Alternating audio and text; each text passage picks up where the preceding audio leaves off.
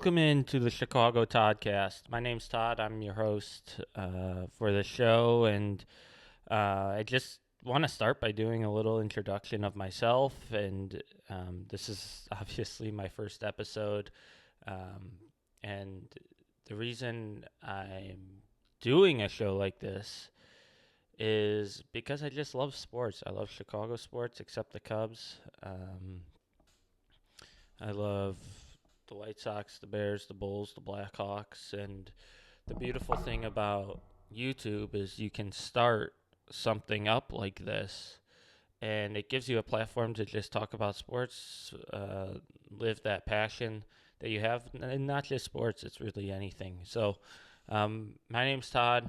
I'm the host of the show. I'm doing this strictly out of my passion for sports. It's more of like a hobby podcast. If people listen, awesome. If they don't, okay, that's fine. I don't really care. I'm just doing this more uh, just to be a platform for myself to talk about sports. And obviously, I'd love for people to listen. I appreciate anybody who is listening. But I have a big hobby, and I love listening to sports radio. And I got myself a little microphone, and I've done some YouTube in the past, but nothing too crazy. So I had the microphone from that, and I'm like, I watch so many White Sox and Bears games that why not just talk about them, jump on YouTube, and yeah, just talk about the games, talk about players, talk about stats, and anything in between. So I guess I'll start with an introduction. I'm currently 23 years old, and I graduated college from Illinois State University in 2025. And so in my time there, I worked for their baseball team as a student manager. I then became the director of video and analytics, doing all things video, kind of behind the scenes, helping players, running track mans, stuff like that. I did some scouting with Prep Baseball Report in 2023, I believe. Yeah, 2023. So my background's in baseball. I worked for the MLB and the Appalachian League as a data coordinator in 2024. And that was a great experience. I'm sure I'll talk a little bit more about that as the show goes on. But I was down in Burlington, North Carolina for the Burlington Sock Puppets. And yeah, that was one of the best summers of my life. And um, just to be around the game in a pro ball environment, even though it was a summer collegiate league, it was great. And down there, out for anybody who's not familiar, so the Appalachian League used to be rookie ball for the current modern day Major League Baseball. So rookie ball now is spring training complexes, I guess, in Florida and Arizona. So whenever new draft picks come in, new international signings, whoever it may be, usually the start of a player's career is in rookie ball.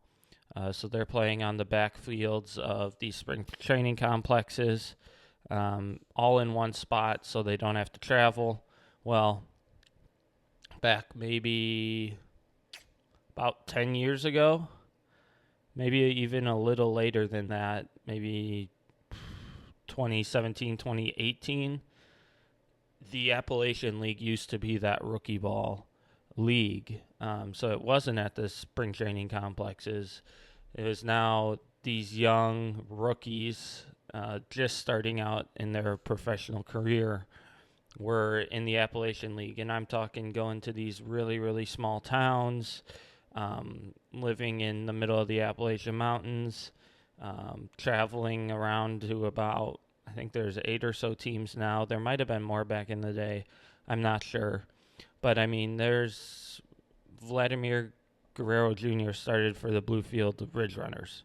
And I don't know if anyone's ever been to Bluefield, but it's a small town. So It was pretty cool just to work in that environment. When I worked in it, is obviously a collegiate summer league, so it was um, college guys from some pretty big schools, a lot of Power Five guys, a lot of major guys, and stuff like that. A few high school prospects who were signed to Division One, but not too many of those. But when I worked in it, it was a summer collegiate league, and so my main job was to be the data guy there, to run scouting reports, get our guys, especially our hitters, ready to face pitchers, explaining what their stuff was. And when I say stuff, I mean their pitch arsenal. Um, and yeah, I did all things video there as well, making sure, I think we had 7 cameras set up around the field, making sure those were all running throughout games, processing that video after the game. And yeah, so it was a very, very humbling experience just to see, all right, where did the likes of Vladimir Guerrero Jr., I know Ronald Acuna Jr. started for the Braves team, and that was just about 40 minutes from Burlington where I was stationed at. Some big names that started for my team back in the day were Jim Thome. I actually got to meet him. I mean, 600 Club Hall of Famer, one of the greatest sluggers of all time. Salvador Perez started for the Burlington Stock Puppets. So just a really, really cool environment to be around. And the cool thing about the Appalachian League currently is it's being a summer collegiate league, and a lot of these college guys are used to only playing 4 games a week. You got your weekend series for 3 games, and then you got your midweek game. But in the Appalachian League, they run 6 games a week. So it's Tuesday through Sunday. You're really getting that pro ball feel, and it was an all-wood bat league. It was really, really cool. And I met some great people, some people that will be there for me for the rest of my life. And just, it was a great experience. So that's how I kind of grew a passion for baseball. I worked at Illinois State, as I mentioned earlier, doing all things data, and got to work under Steve Holm, who is a former big league catcher. So just working around coaches that have had pretty lengthy playing experience, as well as the cool thing about Illinois State was I got to sit around a lot of scouts doing games, just pick their brains a little bit. I'm an avid Chicago sports fan. Love Chicago. I grew up in Chicago. I'm a diehard Bears fan. I watch all the content I can with them. The Bears are great about posting content. When I say content, I mean like press conferences and stuff like that. It's just I love watching the Bears, love watching the White Sox. The Bulls have been hard to watch. I haven't watched too much NBA recently. I mean, obviously, if they get good, we'll cover them on this show. But we won't focus too much on the Bulls. So if you're coming to this show specifically for Bulls content, I'm sorry. Sorry in advance. But, I mean, who knows? Maybe they could change the script. They're going to be getting a new coach. I don't know if they already have or not. And with that, rest in peace, Stacey King, true legend of the game, the Bulls color announcer. And yeah, just growing up with Derrick Rose, and in those years where the Bulls were good, making the Eastern Conference Finals, was truly awesome, and it was totally made better by Stacey King. I remember growing up, there was my cousin drew a chalk basketball court on his driveway, and there's a 3-point line, But then there was a further line, and that was called the hot sauce line, made famous by Stacey King when he said, "Give me the hot sauce." Um, and just too good, too fast, too strong. All those one-liners, just awesome, awesome. And it's very, very sad and unfortunate that we lost him this past week. And Bulls basketball won't be the same. So I hope to be able to cover the Bulls. They got to get a little better because I will say, hand up, I don't watch a ton of Bulls basketball, especially in the regular season. Not if they're in the playoffs, obviously, I'm tuning in. Or if they're making a run in the standings. And the last time I really heavily watched Bulls basketball was when they had Levine, DeMar DeRozan, who else? Lonzo Ball was on that team. And I think it was over COVID, maybe a little after COVID, when DeMar DeRozan hit back-to-back game winners for the Bulls. Was really the last time I heavily watched them. And then we'll also be talking Blackhawks. Blackhawks are up and coming. Obviously, they got Connor Bedard and Frank Nazar and the likes of those guys. They're a young, up and coming team, kind of building that back up to what they were in the 2010s when they won the Stanley Cup 3 times in 2010, 13, and 15. Those were probably my first great memories of watching Chicago sports. I used to be completely into hockey, 100%. Loved watching the Blackhawks, Jonathan Toews, Patrick Kane, Marian Hossa, Patrick Sharp, Corey Crawford, all those guys. And it was just so cool to see championships come to this city that young in my life. And they really started a passion for my hockey love, I guess you could call it, at an early age. And my dad built an ice rink in our backyard, probably because we loved hockey so much, watching the Blackhawks. And so we got to learn how to skate, play hockey, and I might be playing in a men's league here coming up once I get settled in a little more into a new apartment. So I'm looking forward to that. Hockey's so fun to play. Love ice skating. And yeah, so let's get into it a little bit here.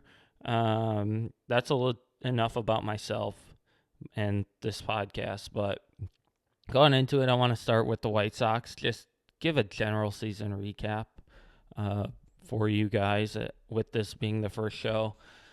Oh, one other thing I want to mention is this is strictly a hobby podcast. And what I mean by that, it's going to be when I want to do it. And obviously, if we get more popular, I'll do it more frequently. But this is really, I don't want to hold myself to any requirements, I guess you say, like on how much I post. I'd like to do one podcast a week. I think that'd be a good cadence. But even if it's not, or I'm busy at work, or I miss an episode, it's not the end of the world. Strictly a hobby podcast. I'm doing this because I want a platform to talk sports on. And I hope to be able to interview some people and get some people on. If we get more popular, I have some connections in baseball that we could get some, hopefully some cool names on, and have some good discussions. But we'll see. Strictly a hobby podcast, and one that I just wanted to start out of nowhere, and we'll go from there. So let's get into it a little more with the White Sox. Sox, as it stands right now, are 35-31. They just won last night. Brain Montgomery walk-off bomb in his first MLB game. Just truly awesome. I was watching, because I'm down in St. Louis, I can't get all the games And so I was watching on MLB Game Day, which is a great app. um, I actually used to run Game Day with the Burlington Sock Puppets in the Appalachian League because they're affiliated with the MLB. So I was doing the back end of it. It's a very confusing software. It's hard to use, but I'm thankful to whoever runs it at the big league level because it's a great way to. It's not the best way, obviously. It's not doesn't compare to watching the game on TV, but I mean it gives you everything you need to know, and it's somewhat updated. Sometimes it'll do that laggy thing where like three pitches come in at once if you don't have good Wi-Fi or whatever it is, but for the most part, it gives me a way to watch the games if I can't get them on TV. And so I was watching the game on MLB Game Day. I tuned in about the ninth inning when I saw his 4-4, his White Sox Braves, and just to I thought the Sox were going to do something in the bottom of the ninth. Ultimately, didn't end up doing it. I think if Sam Antonacci got on and they didn't overturn that ball that the umpire originally called, I think the Sox would have won it in the ninth. I think that just changes the momentum of the game. Momentum's everything in baseball. And so, went to the 10th. Braves score a run, get out of it with that fielder's choice, Miguel Vargas, to Romo at home. And then, so we're chasing one. I'm kind of surprised they didn't bunt with Jacob Gonzalez and let him swing. And he ultimately struck out. Chase Magrath flew out, and then it leaves it to the rookie in his MLB debut, Braden Montgomery. Got a changeup right over the middle of the plate. Same pitch that he saw before, practically in the same location, and just drove it out to left field. That's why you practice hitting low line drives to left center field, kids. But he took it the opposite way and it goes off. What a cool moment. Yeah, and to see just Braden Montgomery in his first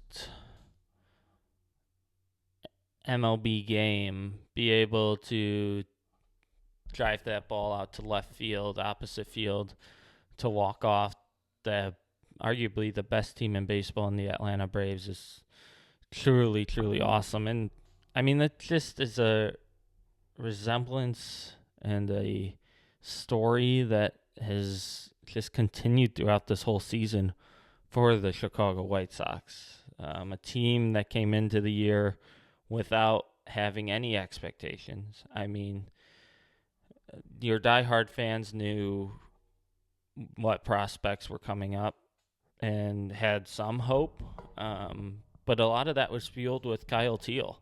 I mean, Kyle Teel had a good last season, and going into the year, he looked good in the World Baseball Classic until he got hurt for Team Italy, and yeah, a lot of it was fueled by Kyle Teel. Obviously, Colson Montgomery as well. Had a killer of a last half of last season. But other than that, you really didn't know what you were gonna get. You didn't. Building a team from the ground up is a really hard thing to do, as you can imagine, because none of these guys are guaranteed to be able to hit at the big league level. I mean, just what guys have been able to do in terms of Colson Montgomery, who last year got sent down to the Arizona Complex League because he couldn't really even hit a baseball in AAA, and they sent him down just one-on-one with a hitting coach and said, this is what you're going to do. You're going to rebuild your swing. Just think of the confidence shock that has on a guy to tell him, hey, you're not ready to play in a game. Like, we need you to rebuild your swing, to tear it down and build it back up. And I think that's and he ultimately came back and just started raking. And then he gets called up to the big league team, and I think his first home run came in Colorado, which that's a good spot to start your MLB career. just with the light air and ball travels far in Colorado. But to have as killer of a second half of last season and to carry it over into this season, um, and to be arguably better this season with his defense. So, I mean, Colson Montgomery taking those leaps. Um, you got guys like Sam Antonacci. I mean, he's a solid leadoff hitter who's a rookie for whenever the White Sox face a a starter who's a righty. Um, and just it's been truly amazing to watch. And then you start to call up guys like Braden Montgomery, like Jacob Gonzalez, your big time guys, and these guys are just buying into the culture of that White Sox team, which Chris Getz and Will Venable have to get so much credit for what they've done with this ball club. A team that was the worst team in the history of baseball 2 years ago in 2024. They're now a half game back of the division lead from the Cleveland Guardians, and they're, knock on wood, in a good spot for the American League wild card if they don't win the division. And they're winning series against good ball clubs like the Padres earlier this year. They just took the first against the Braves. They fought the Phillies hard. Every game you tune in to watch the White Sox, you know they're going to play hard until the very end. They were down 4-0 last night to the Braves, and as a fan, you're like, well, this game's getting out of hand, and it is, but this White Sox team just keeps finding ways to string together some runs, whether it's a big hit or it's just solid defense, whatever it may be. They are finding ways to win these ball games. And we haven't even talked about Munetaka Murakami yet. I mean, I didn't lead with that as he's hurt right now, and I have a little recency bias, but Munetaka Murakami is one of the best stories in all of the Major League Baseball. You talk about 29 other teams passing on him. The White Sox kind of, I don't know if I'd say lucking into getting him, making the right moves to get him. I mean, Chris Getz deserves a lot of credit for taking a chance. I mean, people didn't know if he could hit major league velocity. And the guy was a batting champ in Japan. He's got absurd power. And yeah, the White Sox went out, took a chance on him, and now he's taking 98-mile-an-hour fastballs over the center field wall. So Munetaka Murakami has been so fun to watch. He's one of the best stories in baseball, front runner for AL Rookie of the Year.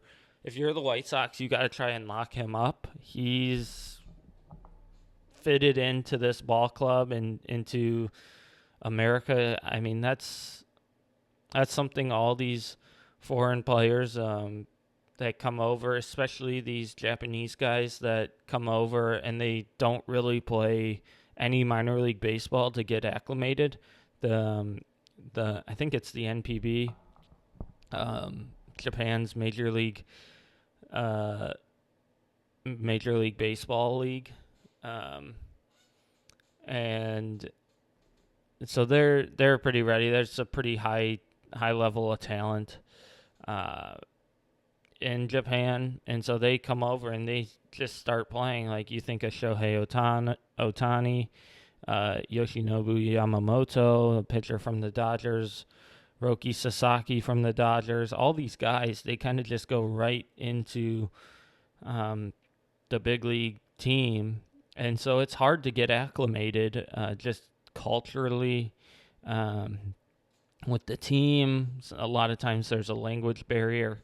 But you think of Munetaka Murakami and you just see how much fun he appears to be having with this White Sox team. All these young guys and the culture that they've built. It's truly been amazing. And then you go onto the pitching side. Davis Martin's been incredible this year. Um, he's been pitching like a true ace in a year where you lose your true ace, who you thought was going to be your true ace, and Shane Smith, who's the opening day starter. Well, he gets sent down, and Davis Martin has to step up and be that guy. And sure enough, he has been. And every time he takes the bump, you think, all right, the Sox have a good chance of winning this game. It's just so enjoyable to watch a team that plays as hard as they do, and a team that's been built the right way, I would say. Finding guys, you think about Randall Grichuk. He's hitting 309 this year, and he has just been that solid bat off the bench for the Sox. You think of Tristan Peters, who's hitting 303. The guy played for the Savannah Bananas, and now he's your everyday center fielder.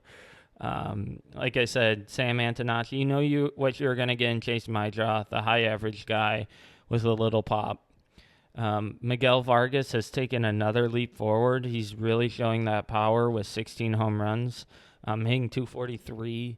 Average is a little low, but when you think about it in today's MLB, an average above 240 with some pop is not bad. I mean, that is a totally serviceable bat. And I wouldn't even say serviceable. I'd say that's a guy that starts on any big league roster, and is a good player on any big league roster. You've gotten some help from Andrew Benintendi this year. It hasn't been anything crazy, but yeah, this team, and like I said, I've said it a few times now, Will Venable, Chris Getz have to get a lot of credit for the construction of this team. From Chris Getz, they have to get a lot of credit from Will Venable for the culture he's built. That guy seems unfazed on the bench.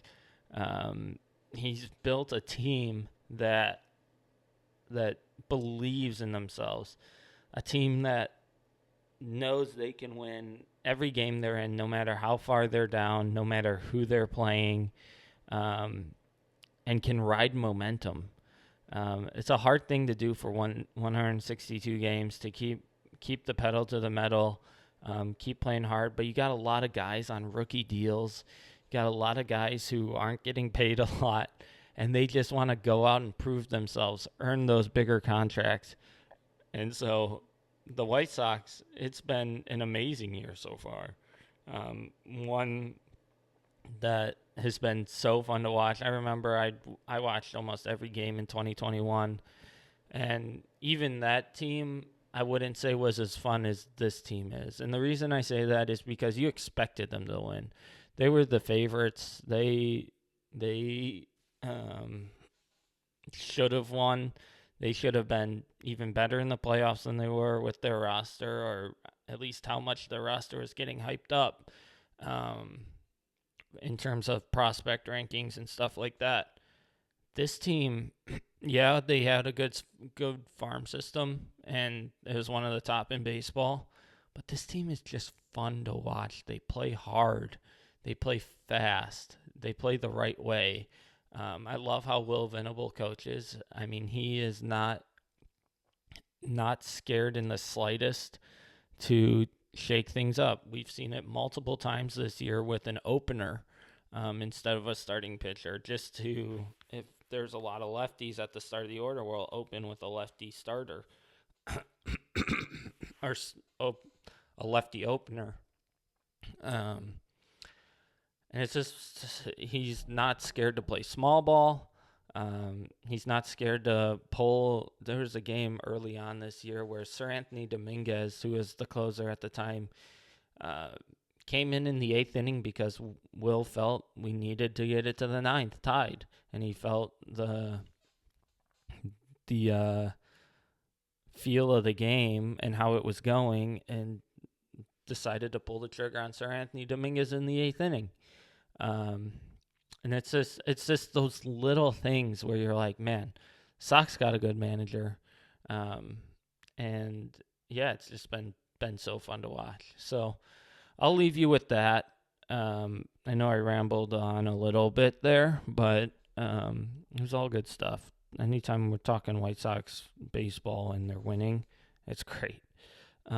So I appreciate you all tuning in.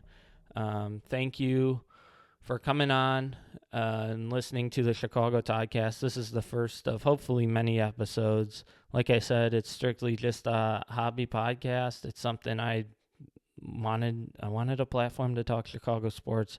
I watch